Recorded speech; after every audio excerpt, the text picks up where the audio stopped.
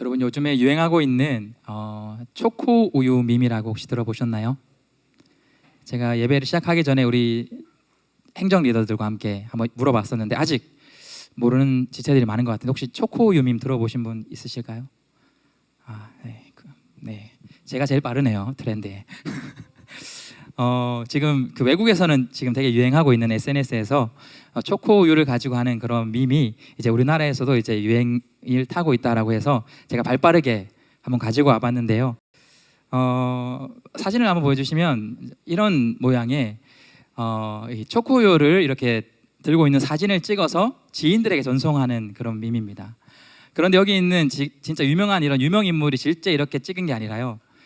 자기가 좋아하는 그리고 다른 사람이 받았을 때 좋아할 것 같은 그런 유명 인사들이 이 초코 우유를 들고 있는 사진을 이렇게 뜬금없이 보내면서 그 마음에 무슨 마음이 담고 있냐면 당신을 응원한다, 격려한다, 초코 우유 한 잔해, 이런 의미를 담고 있는 게 이 초코 우유 밈이어서 보통 밈이라고 하면 어떤 것들을 이렇게 안 좋은 어떤 다른 사람을 비난하거나 비하하는 그런 목적의 밈이 많이 또 유행할 때도 있는데 이런 또 따뜻한 밈이 유행하고 있다고 그런 내용이 있어서 제가 한번 가지고 와봤습니다.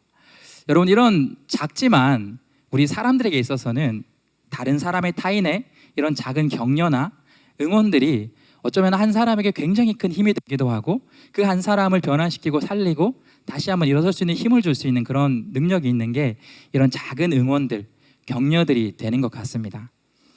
그래서 저도 여러분을 위해서 준비했습니다. 이거 이렇게 딱. 네. 오늘 예배 후에 여러분이 간식을 준비했습니다. 그래서 맛있게 먹는 것뿐만 아니라 이 작지만 한 주 동안 여러분 이렇게 여러분 응원하는 마음으로 이 초코우유를 드시면 좋을 것 같습니다. 네, 이렇게 여러분 이렇게 초코우유를 받으면서 나도 누군가의 응원을 받고 나도 누군가를 응원해주는 그런 사람이 되야겠구나. 한번 그런 한 주를 살아보면 너무나 좋을 것 같은데요. 얘기했던 것처럼 이런 작지만 이런 누군가를 향한 응원들이 그 사람들에게는 정말 큰 힘이 될 때가 있기 때문입니다. 특별히 자녀를 키워보니까요, 이 자녀들에게 있어서 어떤 거를 응원해주고 격려해주는 게 그 자녀들이 바르게 성장하고 그리고 정말 건강하게 성장하는 것에 굉장히 많이 필요하다는 걸 많이 느낄 수 있습니다. 여러분도 아마 어렸을 때 많이 경험한 기억이 있을 것 같은데 아주 어린 자녀들이 어떤 것들을 잘 못하거나 실수했을 때 보통 어른들이 어떻게 할까요? 너 이것도 못해? 왜 이렇게 했어? 라고 혼내던가요? 그렇지 않던가요? 보통은 그렇지 않습니다. 우리 어른들이 알고 있는 그 친구들이 잘못했을지라도 그거를 이해해주고 더 잘할 수 있는 걸로 이렇게 지지해주고 응원해주는 것이 우리 또 어른들이 우리 자녀들을 그렇게 대해줍니다. 그렇게 했을 때 그 자녀들이 그 응원에 힘입어서 무럭무럭 건강하게 잘 자랄 수 있다는 것입니다. 이것이 응원의 힘이고 칭찬의 힘이다라는 것입니다. 그런데 오늘 이 말씀으로 왜 시작을 하냐면 우리가 성경 가운데도 이런 다른 타인을 응원하는 많은 또 성경의 내용이 있지만 그 가운데서도 우리가 최근에 읽었던 말씀 가운데에 특별히 우리가 8월 달 동안 우리가 또 말씀으로도 큐티로 또 말씀 읽기로 나눴던 우리 최근에 나눴던 데살로니가 그 서신서의 내용을 보면 바로 이와 같은 바울이 그 데살로니가 교회를 향한 성도를 향한 이 응원의 그 마음이 담겨 있는 서신서가 있기 때문에 그 마음을 우리가 이해해보고자 이렇게 말씀을 시작해 봤습니다. 아마 여러분 대부분이 또 큐티를 잘하고 계시고 또 말씀 읽기로 이 8월달 데살로니가 전서를 2번, 3번 여러 번 읽은 또 분들이시기 때문에 데살로니가 이 서신서에 대한 내용들 그리고 그 배경들을 어느 정도는 이해하고 있으리라 그렇게 기대합니다. 맞죠? 네. 이 시간 우리가 함께 읽었던 데살로니가 전서 4장의 말씀을 나누기에 앞서서 잠깐 한번 그 데살로니가 교회 지역 그 성도들이 어떤 환경 가운데 있는지 배경을 잠깐 나눠보면 좋을 것 같은데요.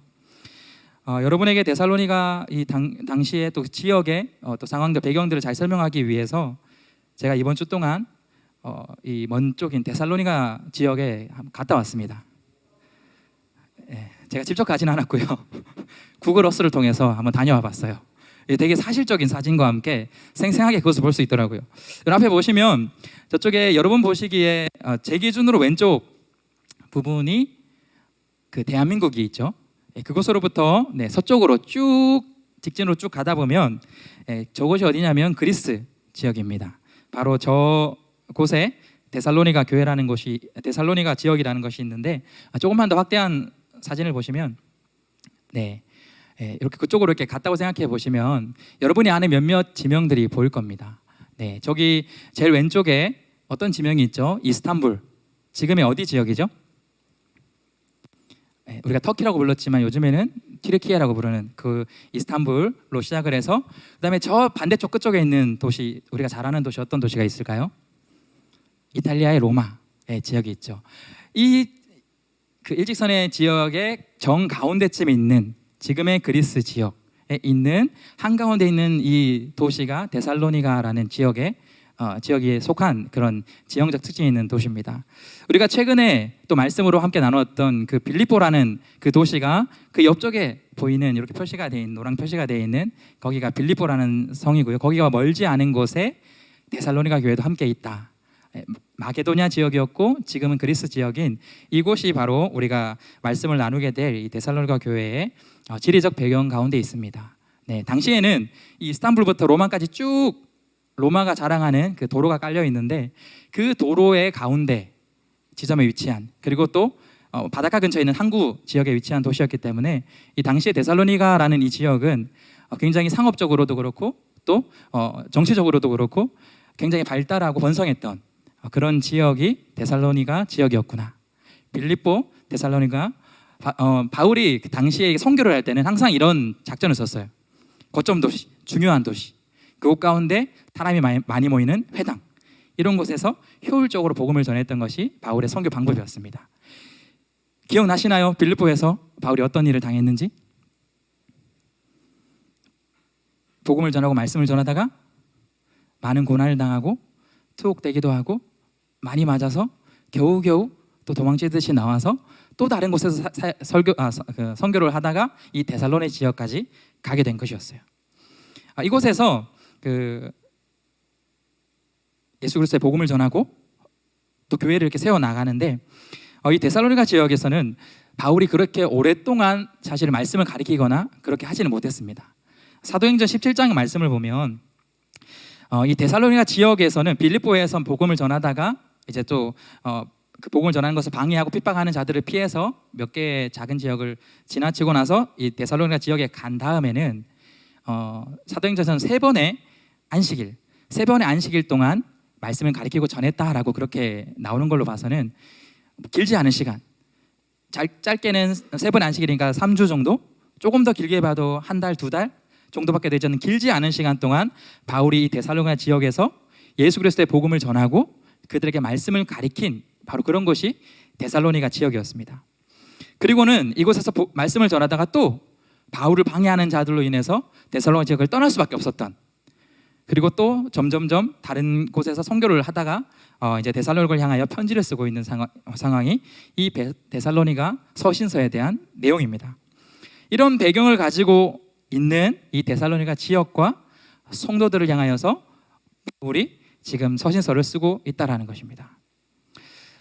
얘기했던 것처럼 바울은 길지 않은, 어떻게 보면 굉장히 짧은 시간 동안 그들이 그 전까지 거의 들어보지 못했던 예수라는 그 한 사람의 우리의 구원자 되심을 이 세 번의 가르침을 통하여서 말씀을 전하고는 그 지역을 떠났어야만 했습니다. 그런데 바울이 그렇게 해서 데살로니가를 떠나고 나서 다른 지역 가운데 선교하는 와정 가운데 자신이 복음을 전했던 곳에 항상 그 많은 관심과 그런 걱정거리들이 있었어요.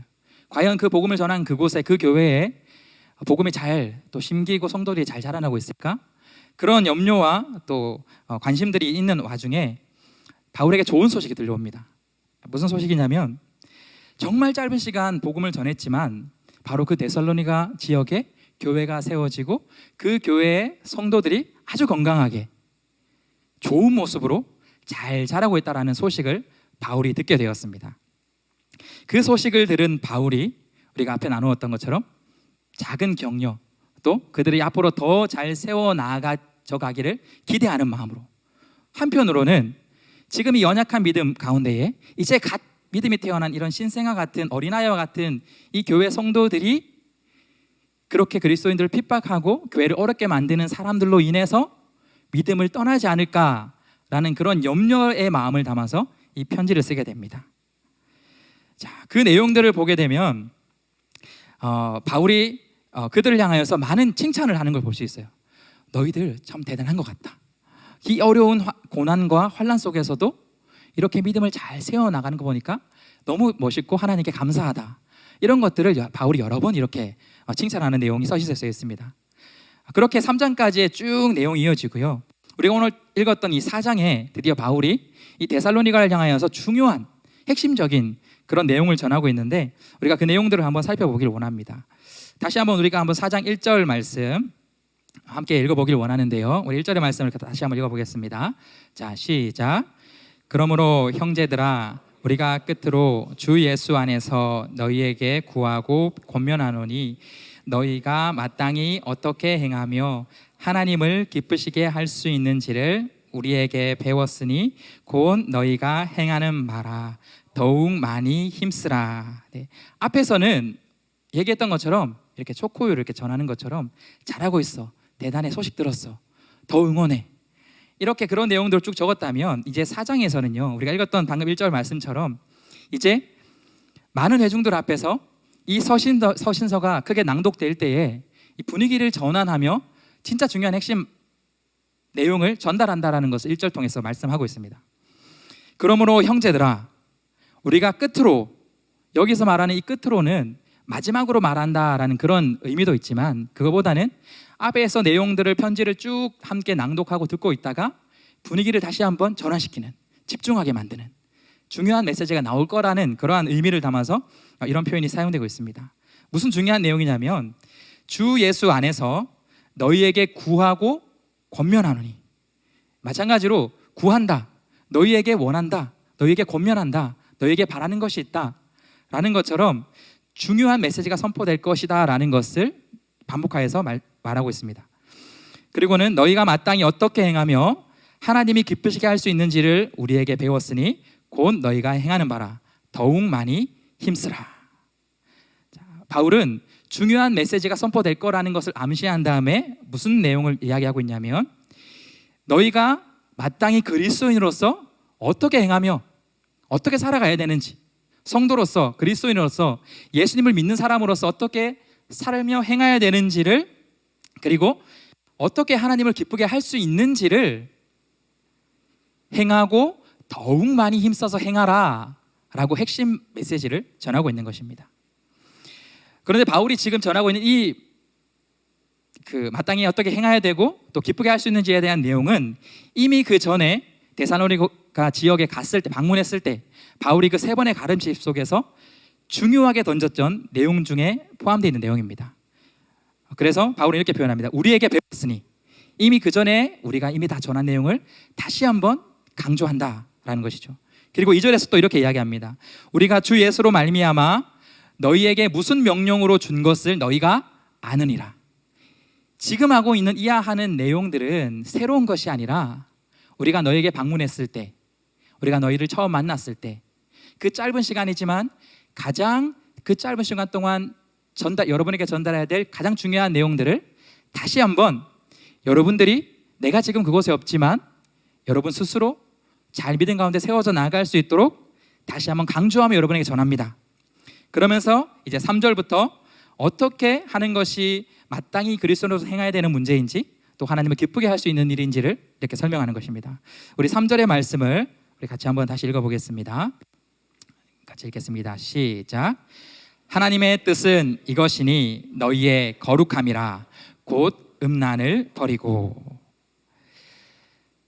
이제 막 믿음 가운데 세워진, 이제가 믿음에서 태어난 정말 그 순수한 믿음을 가지고 있는 이 데살로니가 성도들을 향하여서 하나님의 뜻이 무엇인지, 하나님이 기뻐하시는 일이 무엇인지를 얘기하며, 바로 이것이니 너희의 무엇이라? 너희의 거룩함이라. 정말 어쩌면 지금 가장 믿음을 가지게 된, 정말 순수한 믿음을 가진 그들에게 바울이 이전에도 중요하게 강조했고 지금 다시 이 서신을 통해서 가장 먼저 강조하고 있는, 어쩌면 바울이 전하고자 하는 핵심 복음의 메시지 중에 첫 번째일 것입니다. 너희는 거룩하라. 너희 자신이 먼저 주님 앞에서 거룩한 자가 되어야 한다라는 것을 바울이 강조하는 것을 볼 수 있습니다. 바울의 이 메시지는 구약을 잘 알고 있는 바울의 배경을 알면 우리가 더 잘 알 수 있습니다. 레위기의 그 구약의 말씀을 보면 하나님 우리가 끊임없이 우리에게 거룩하라 할 것을, 거룩하게 해야 될 것을 여러 번 말씀하시는 걸 볼 수 있는데, 그 가운데 우리 레위기 20장 26절의 말씀 우리가 함께 읽어보겠습니다. 같이 읽겠습니다. 시작. 너희는 나에게 거룩할지어다. 이는 나 여호와가 거룩하고 내가 또 너희를 나의 소유로 삼으려고 너희를 만민 중에서 구별하였음이라. 우리가 읽었던 이 말씀 외에도 하나님은 거룩한 백성, 택함 받은 이스라엘 백성들에게 명령하시는 것 중에 하나가 너희는 거룩해야 된다. 내가 거룩하니 내가 거룩하듯이 너희도 거룩해야 된다라고 그렇게 말씀하신 것을 바울은 다시 한번 데살로니가 성도들에게 강조하고 있는 것입니다. 그런데 여러분, 우리에게 너무나도 중요한 것이 거룩한 것이고 하나님 앞에 거룩하게 되는 것인데, 거룩이라는 것은 여러분 혹시 무엇일까요? 죄와 구별되는 것. 또 혹시 다른 의견 있으신 분 있을까요? 네, 잘 정답을 얘기해 준 것 같아요. 여기서 말하고 있는 거룩, 우리가 거룩하면 혹시 우리 외형적으로 어떤 이렇게 바른 종교의 생활의 모습을 하는 것, 또 바른 자세로 예배를 드리는 것, 좋은 말 쓰고 좋은 행동을 하는 것, 그런 것들, 우리의 외형적인 어떤 모습이나 언행들을 거룩이라 생각할 수 있지만, 성경이 말하는 거룩은 그 진짜 안에 담겨 있는 의미는 구약에도 신약에도 각각 구별되다, 분리되다 라는 그런 의미를 담고 있는 거룩이라는 의미입니다.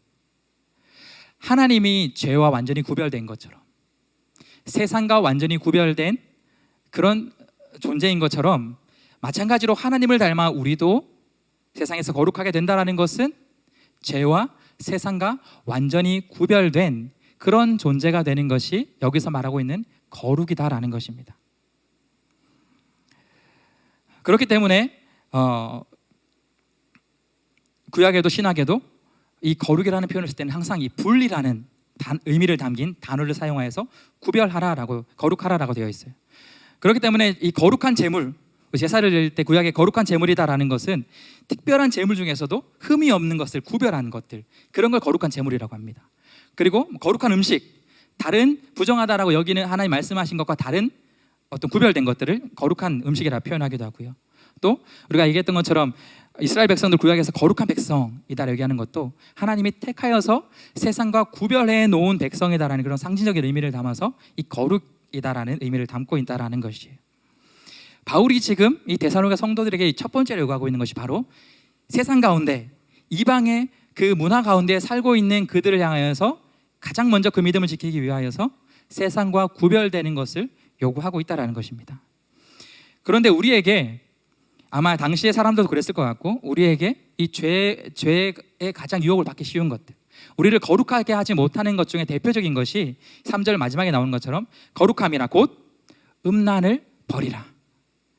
이 음란이라는 죄를 인해서 우리의 거룩함이 무너질 수 있다라는 것을 당시의 데살로니가 성도들에게 바울은 강조하고 있는 것입니다. 뒤에 4절과 5절의 말씀을 보면 그래도 계속해서 이 성적인 타락, 죄악들, 음행들, 음란한 것들에 대해서 바울이 계속해서 반복해서 이야기하는 것입니다. 4절 보면 각각 거룩함과 존귀함으로 자기 안에 대할 줄을 알고, 그리고 5절에 보면 하나님을 모르는 이방인과 같이 세욕을 따르지 않고 라고 말하는 것을 우리가 보게 됩니다. 4절의 말씀을 잠깐 다시 한번 보면 4절에서는 우리 한글 번역에서는 각각 거룩함과 존귀함으로 자기의 아내를 대할 줄 알고, 자기의 아내를 성적으로 거룩하게 대해야 된다, 존귀하게 대해야 된다 라는 그런 의미로 또 번역이 되어 있지만, 여기 아내라는 그런 단어는 다른 신약 안에서는 좀 더 많은 표현으로는 어떤 그릇, 어떤 도구라는 것들을 의미하는 데 더 많이 사용되게 됐습니다. 그렇기 때문에 이렇게 해석하는 것도 틀리진 않았지만, 사실 좀 더 원어의 의미를 살리자면 각각 거룩함과 존귀함으로 자기의 몸, 자기 자신을 거룩하게 대할 줄 알아야 된다라는 것으로 우리가 해석할 수도 있을 것 같습니다. 무슨 말이냐면, 다시 한 번 더 우리 스스로가, 내 자신이 세상의 죄와 세상의 음행과 음란과 그런 죄의 문제와 구별되어서 내 스스로를 거룩하고 존귀하게 내 몸을 대할 수 있어야 된다라는 것, 그것을 바울이 강조하고 있는 것입니다. 그렇게 강조하고 있는 이유가 5절에 잘 나와 있습니다. 하나님을 모르는 이방인과 같이 되지 말라. 그들을 따르지 마라. 그들의 음행을 따르지 말고 그들의 세욕을 따르지 말라. 우리가 혹시 역사에 관심이 있는 분들은 이 로마의 역사나 이 시대 속의 역사의 그런 기록들을 살펴보면 당시에 굉장한 이 문화들 속에서는 정말 성적인, 지금으로 말하면 성적으로 타락이라고 표현할 수 있는 그러한 문화들이 정말 흔하게 있었던 것이 당시 시대의 배경이었습니다.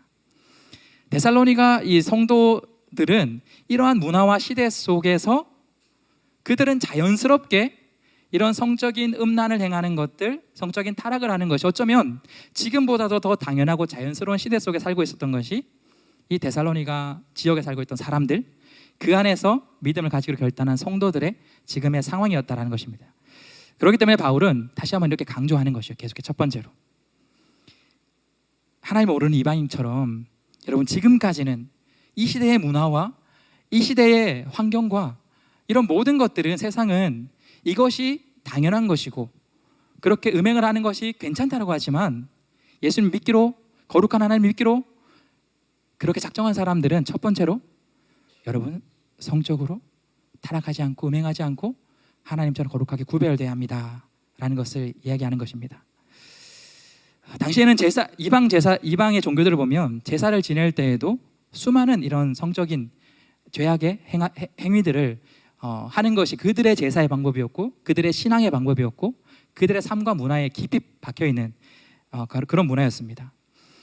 그런데 그런 이 로마 지역이, 그런 서구권의 문화 지역이 언제부터 그런 타락이, 그런 죄악이, 그런 음행이 정화되고 좋아지기 시작했냐면 그 로마의 기독교가 뿌리를 내렸을 때, 그 기독교 그리스도인들이 한 명 한 명씩 이전과는 다른 거룩한 삶을 살고 생활을 하게 될 때에 조금씩 성에 대한 생각이 바뀌고 음행에 대한 생각이 바뀌고 그것이 구별할 줄 알아서 로마 지역과 서구 지역과 지금의 어쩌면까지의 이런 문화들이 이어져 온 것 같습니다.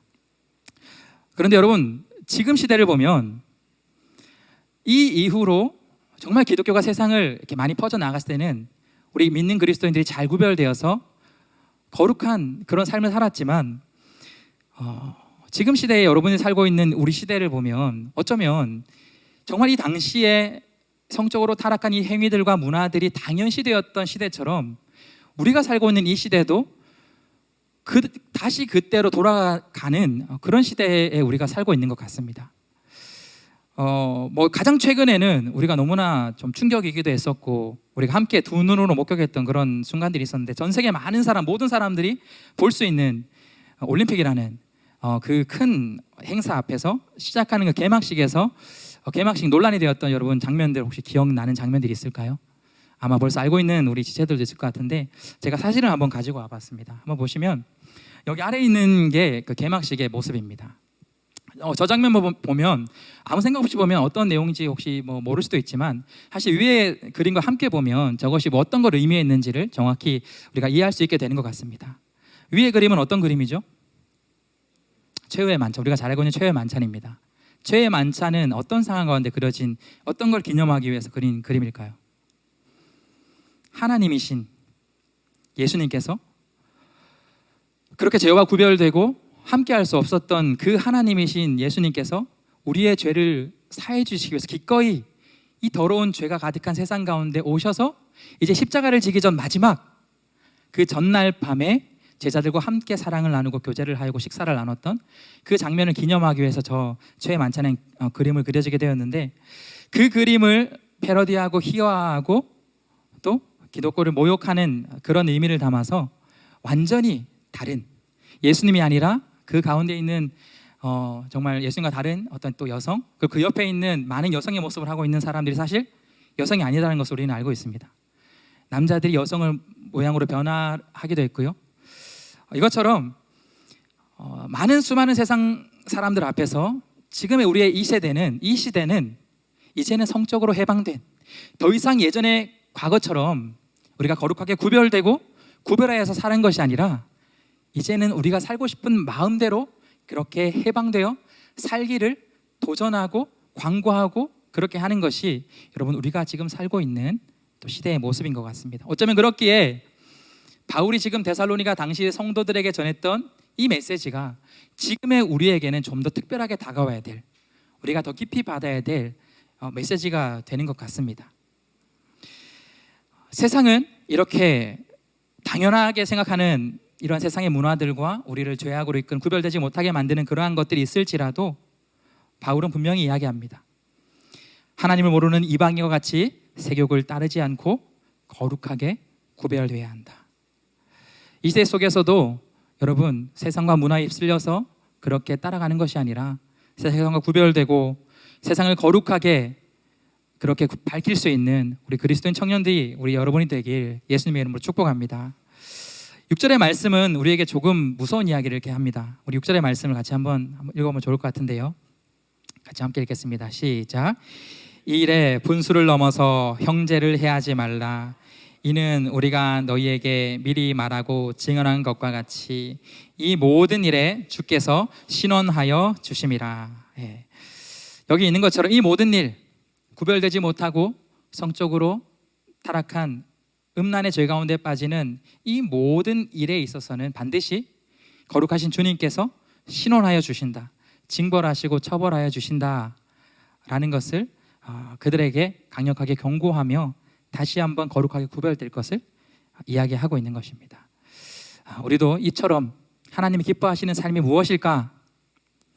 좋은 말 쓰고 착한 말 쓰고 많은 착한 일을 하는 것도 중요하지만 가장 먼저는 이 시대 속에서 먼저 내 자신을 세상과 구별하여서 거룩하게 살아가는 것이라는 사실을 기억하며 그렇게 구별된 여러분으로 살아가길 바랍니다.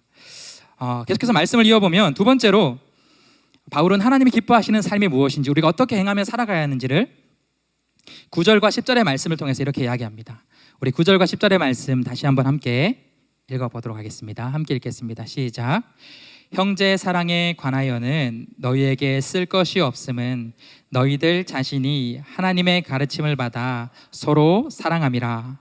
너희가 온 마게도냐 모든 형제에 관하여 과연 이것을 행하도다.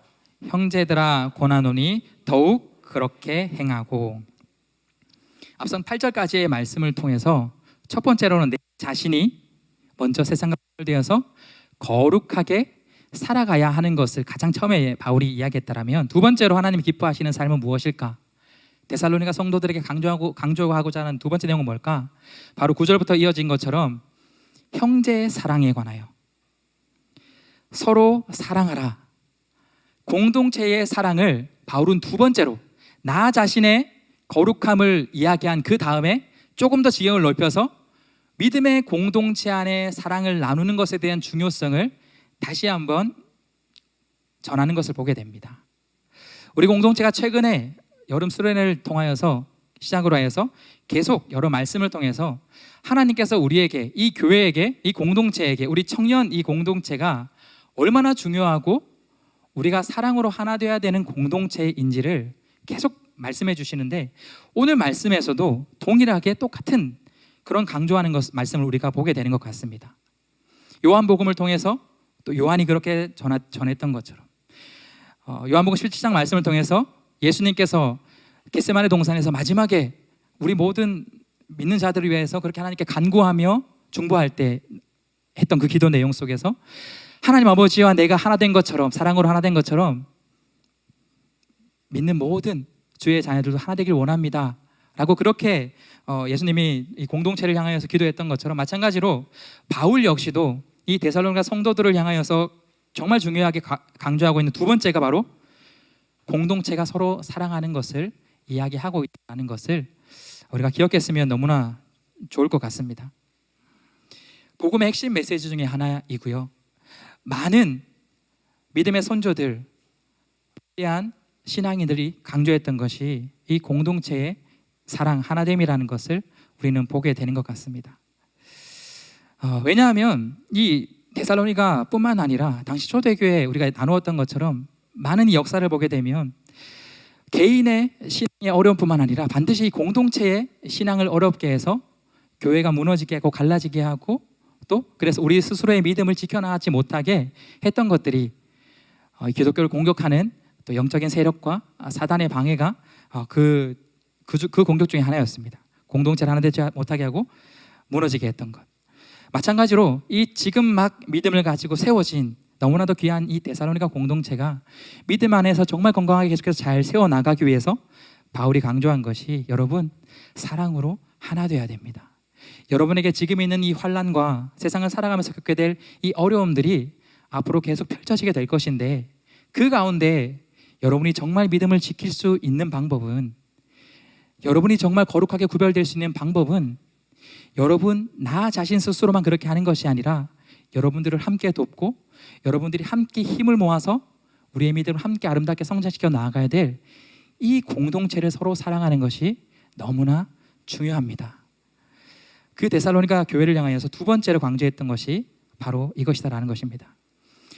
그렇기 때문에 저는 어쩌면 바울이 첫 번째 강조했던 것, 나 자신이 믿음을 잘 지키고 거룩하게 구별되는 것, 이런 것보다 어쩌면 이 시대에는 이 두 번째 바울이 전하고 있는 이 말씀, 형제 공동체에 사랑하는 것이 더 중요한 시대가 아닌가 그렇게 생각을 해보게 됩니다. 기독교 역사를 보면 이 초대교회 역사뿐만 아니라 수많은 외부적, 내부적 공격들이 교회를 무너뜨리려 하고 우리의 믿음을 흔들 때가 많이 있었습니다. 그런데 이런 외부적인 공격으로 교회는 절대 무너지지 않았어요. 그것이 지금까지의 교회 역사였고 우리가 그 증인입니다. 그런데 우리가 살고 있는 이 시대는 어쩌면 외부적으로 신앙생활을 못하게 하고 어렵게 하는 그러한 방해와 시험보다 더 어려운 시험이 우리 앞에 놓여 있는데 그것이 뭐냐면 바로 개인주의라는 것이에요. 나 혼자, 내가 중요하고 내가 잘 살고 내가 성공하고 내가 잘 되는 것이 가장 중요해. 내 스스로 예배 잘 드리고 그렇게 하는 것이 충분해 라고 이 세상은 그렇게 우리에게 이야기합니다. 여러분 이것에 속지 않는 우리 공동체가 되었으면 좋겠어요. 여러분 교회는 예배 공동체인가요? 예배 공동체가 아닌가요? 네, 교회는 예배 공동체입니다. 그런데 여러분 다시 한번 질문하겠습니다. 여러분 교회는 예배 공동체만일까요? 그렇지 않을까요? 네, 그렇지 않다라는 것을 우리는 잘 알고 있습니다. 교회 공동체가 예배 하나의 그 목적만 가지고 있지 않다라는 것이에요. 예배가 너무나 중요하지만 교회 공동체 안에 그 예배는 우리 공동체 안에 해야 될 중요한 한 요소이고 동시에 서로 사랑하고 서로 격려하고 서로 봉사하고 서로 희생하는 수많은 교회 공동체의 정체성을 가진 많은 것들이 있다는 것을 우리가 기억해야 되지만 이 시대의 교회들 많은 공동체 가운데 이러한 것들을 함께 나누지 못하고 어려움을 겪는 많은 공동체가 있게 되는 것 같아요. 함께 모여서 예배는 드리지만 그 안에 함께 해야 될 이유를 알지 못하고 함께 사랑을 나눠야 될 노력을 하지 못하는 공동체가 많은 시대가 아닌가라는 그런 걱정을 하게 됩니다. 그럼에도 여러분 교회 안에는 소망이 있는 줄로 믿습니다. 아멘이신가요? 오늘도 이 공동체를 사랑해서 섬김의 자리에 나와서 찬양을 인도했던 우리 찬양팀도 있고요. 한 주간 이 공동체를 위해서 기도했던 누군가도 있습니다. 여러분 자신일 수도 있습니다. 그리고 한 주간 또 감사했던 순간들이 있었는데 제가 어려운 부탁을 한 지체에게 해야 되는 상황이 되었어요. 어떤 한 자리를 어려운 자리를 좀 권면으로 이렇게 맡기를 요청드렸었는데 여러분 얼마나 바쁜 시대입니까? 여러분 스스로 공부하고 취업을 준비하고 여러분 미래를 준비해야 되는 바쁜 그런 시기에 있는 가운데 갈등되고 고민될 수 있는 그 자리였음에도 불구하고 이미 그 자리를 본인이 해야 되는 것이 아닌가라는 그 고민을 하고 있었던 그 지체와의 대화 그리고 기도해보고 그것을 결정하겠다라고 했던 그 대화를 제가 이렇게 같이 나누면서 전화를 끊고 나서 저희 아내에게 기쁨의 이야기를 나눴어요. 너무 감사하다. 너무 소망이 있다. 아직 여러분을 제가 면밀히 한 사람 한 사람을 다 모르지만 이런 한 사람 한 사람이 우리 공동체 안에 굉장히 많이 있구나. 우리 공동체에게 소망이 있구나라는 것을 느낄 수 있었던 것 같습니다. 저는 우리가 이것을 앞으로 더 강화했으면 좋겠어요. 우리 공동체가 얘기했던 것처럼 함께 모이기를 힘쓰고 서로 사랑하기를 여기 보면 바울이 그렇게 얘기합니다.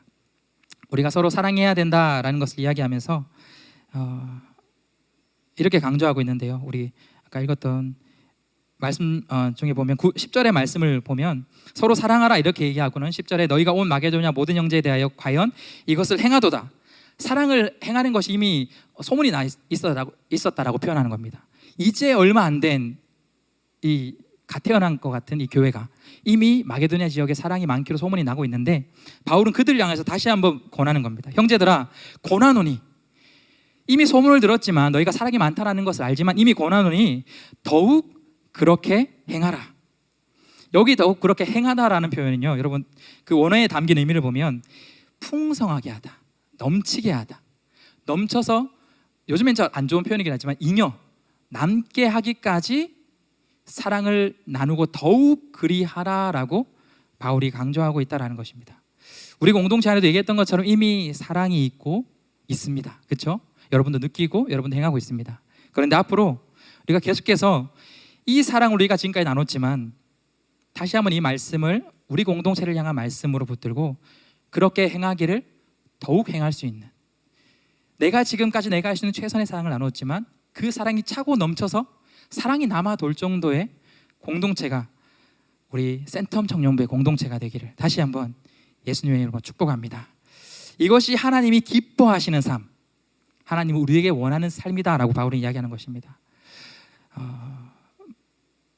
마지막으로 짧게 세 번째 바울이 한 가지 더 기뻐하는 삶을 이렇게 이야기합니다. 우리 11절의 말씀을 함께 읽어보겠습니다. 함께 읽겠습니다. 시작. 또 너희에게 명한 것 같이 조용히 자기 일을 하고 너희 손으로 일하기를 힘쓰라. 네. 첫 번째는 내 자신이 먼저는 거룩하게 되는 것.